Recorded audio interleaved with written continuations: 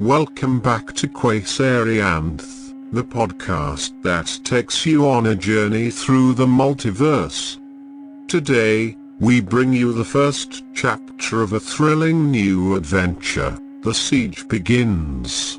The galaxy is under attack from the ruthless Zorax army, and Tarkus and his team are the last line of defense. As the Zorax launch a full-scale assault on the space station, our heroes must fight for their lives and come up with a strategy to turn the tide of the conflict. It's a battle of epic proportions, and the fate of the galaxy hangs in the balance.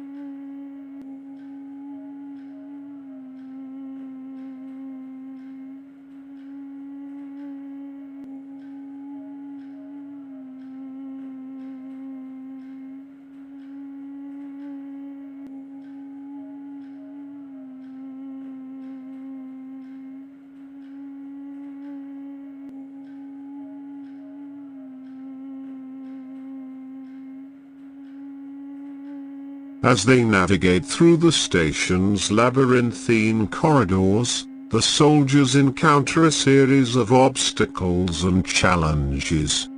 They must fight their way through a heavily fortified security checkpoint, disabling the alarms and defenses to prevent the Zorax from cutting off their escape routes. They also encounter a group of hostile Krogan mercenaries, who are attempting to loot the station's valuable resources in the chaos of the battle. Despite the odds, Tarkus and his team persevere, using a combination of tactics, skill, and sheer determination to overcome each challenge they face. They manage to successfully escort the Xeltha scientists to the lab, where they begin the process of activating the weapon. Meanwhile, the Zorax forces continue to press their attack on Tarkus and his comrades, gradually advancing through the station's corridors and tightening their grip on the defenders. Tarkus realizes that they need to act quickly if they are to have any chance of turning the tide of the battle. He orders his team to fall back to a key choke point, a narrow corridor that leads to the station's central hub. The team sets up a series of traps and barricades, using every trick in the book to slow down the advancing enemy forces. Tarkus himself takes up position at the front of the line, his weapon at the ready and his nerves of steel firmly in place. The Zorax soldiers come at them with a ferocity and determination that is terrifying to behold. Tarkus and his team fight with all their might, but they are slowly being pushed back towards the choke point. Just as it seems that all hope is lost, a bright light fills the corridor, and a deafening explosion rocks the station. As the remaining soldiers continue to fight their way towards the lab, they begin to hear the sound of heavy machinery coming from a nearby storage room. As they cautiously approach, they are ambushed by a group of Zorax soldiers, who have set up a trap using automated turrets and explosive devices. In the chaos of the battle, Tarkus and his team are separated, with some of them getting trapped in the storage room and the others forced to continue without them. They quickly realize that the only way to survive is to take out the turrets and explosives, and work together to formulate a plan. With their backs against the wall, the characters use their knowledge of the station's systems and technology to disable the turrets and neutralize the explosives. They work together with the Xeltha scientists, who have managed to activate their weapon and are now ready to deploy it against the Zorax. As the Zorax soldiers continue to advance, the characters unleash the weapon, which creates a massive shockwave that cripples the enemy ships and causes them to retreat. The space station is saved, and the characters are hailed as heroes for their bravery and determination. In the aftermath of the battle, Tarkus and his team mourn the loss of Corporal Jax, but take solace in the fact that they were able to achieve victory against the odds. The characters reflect on the bonds of friendship and camaraderie that have formed between them, and the sacrifices they have made for the greater good of the galaxy. The war may be over, but the memories and lessons learned will stay with them forever. As the Zorax soldiers break through the defenders' initial defenses, Tarkus and General Gornak coordinate their forces to fall back and lure the enemy into a trap.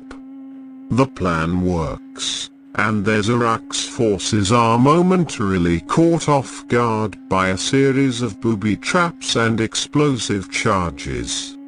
The defenders seize this opportunity to counterattack, pushing the Zorax back and gaining ground in the battle. However, the Zorax quickly recover and launch a massive assault, overwhelming the defenders once again. Tarkus realizes that they need a new strategy, and he contacts the soldiers escorting the Sci-fi scientists to see if they've made any progress on the secret weapon.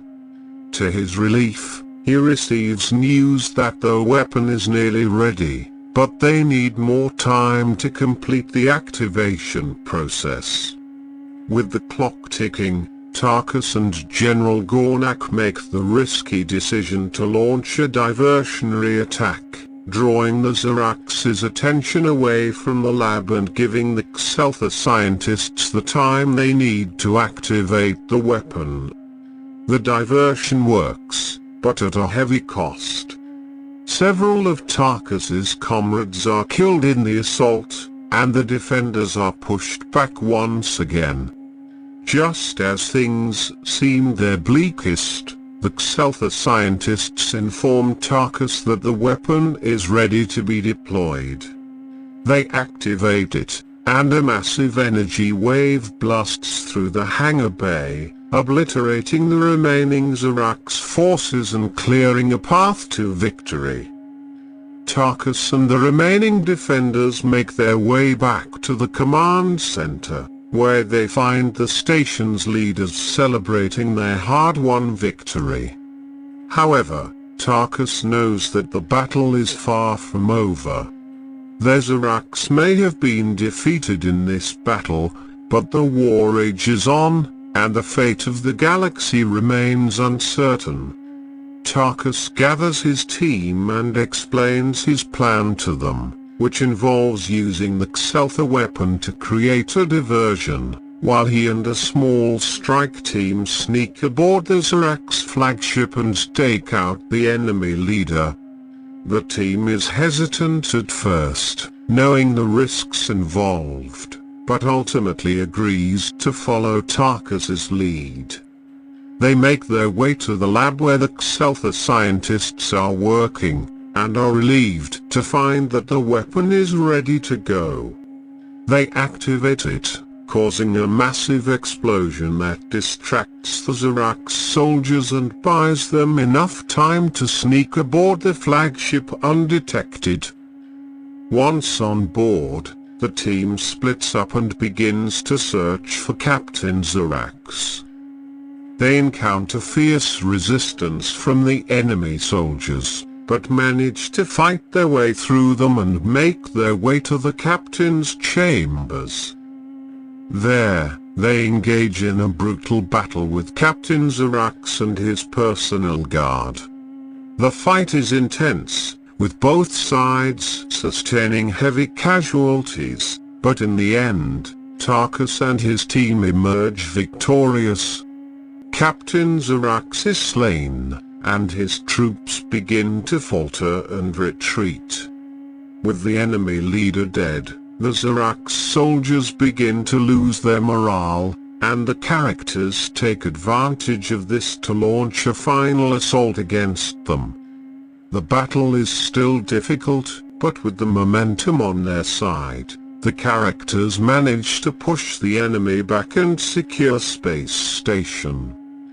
As the battle winds down, Tarkus and his team survey the damage and mourn the loss of their fallen comrades. Despite the cost, they know that they have saved countless lives and prevented the Zorax from achieving their nefarious goals. Tarkus and his team struggle against Captain Zorax and his elite guards, exchanging blows and gunfire. The fight is brutal and intense, with both sides suffering casualties. Tarkus is wounded by a powerful blast from Zorax's weapon, but manages to stay on his feet and continue fighting. Just when it seems like all hope is lost, Tarkus sees an opening and lunges forward with his sword, slicing through Zorax's weapon and knocking it out of his hand. He follows up with a powerful strike that knocks the Zorax leader to the ground, leaving him stunned and vulnerable. Tarkus is about to finish off his opponent, but he suddenly realizes that the Zorax soldiers are retreating, their morale broken by the loss of their leader. He makes the decision to spare Zorax's life, hoping that it will lead to a peaceful resolution to the conflict. As the Zorax army begins to withdraw, Tarkus and his team regroup with the Xel'Thas scientists and the remaining soldiers, relieved that they have survived the siege. However, they know that the war is far from over, and that they will have to continue fighting to protect their home and their people. The chapter ends with Tarkus being honored for his bravery and leadership, and Jax being rescued from captivity by a team of Xel'Thas commandos. The characters are left with a sense of hope and determination, ready to face whatever challenges lie ahead. As the last of the Zorax ships disappear into the vastness of space, Tarkus and his team take a moment to catch their breath and survey the damage that has been done to the space station. The hangar bay is in ruins, with smoke and debris filling the air, and the bodies of fallen soldiers and aliens scattered across the floor. Tarkus approaches General Gornak and thanks him for his help in the battle, acknowledging that without his mercenary squad, they might not have survived. Gornak grunts in response, and tells Tarkus that they will need to be paid in full before they leave. The Xel'Thas scientists arrive on the scene, carrying the weapon that they had promised Tarkus earlier. It is a large, cylindrical device, covered in glowing runes and mysterious circuitry. They explain that it is a device capable of generating a powerful electromagnetic pulse that can disable enemy ships and equipment, rendering them useless in battle. Tarkus nods, impressed by the device's potential, but knows that they will need more than just one weapon to win the war. He tells the scientists to continue working on more devices like it, and to share their technology with the other factions in the galaxy. As the characters begin to pick up the pieces and start the process of repairing the space station, Tarkus knows that there will be many more battles to come.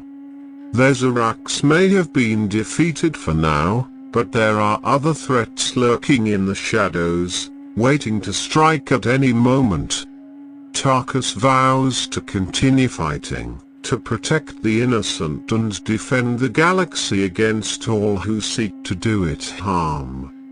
He looks out at the vast expanse of space, his hand resting on the hilt of his weapon, ready for whatever comes next.